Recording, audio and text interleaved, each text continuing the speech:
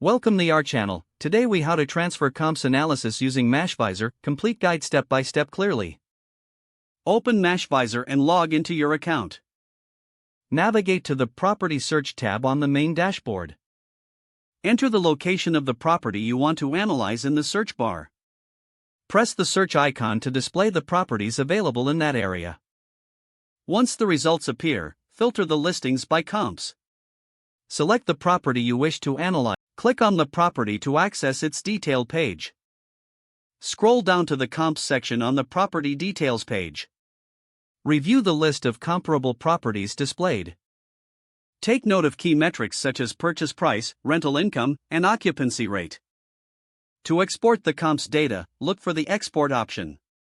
Choose your preferred format, such as Excel or PDF. Click the export button to download the file to your device. Open the downloaded file to view the comps analysis. Review the data for accuracy and relevance. Use the information in your investment decision-making process. If needed, return to Mashvisor to conduct further analyses.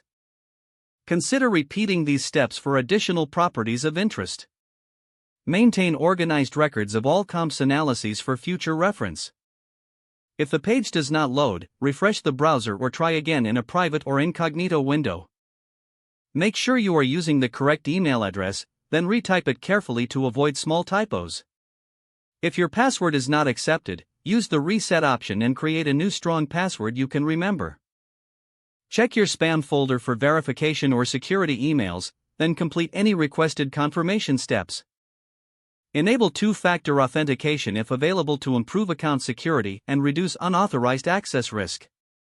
After signing in, review your profile details so your contact information and settings are accurate and current. If you see an error message, note it down and try again after restarting your device. Log out when you finish, especially on shared devices, to keep your account and payment information secure. If the page does not load, refresh the browser or try again in a private or incognito window. Make sure you are using the correct email address, then retype it carefully to avoid small typos.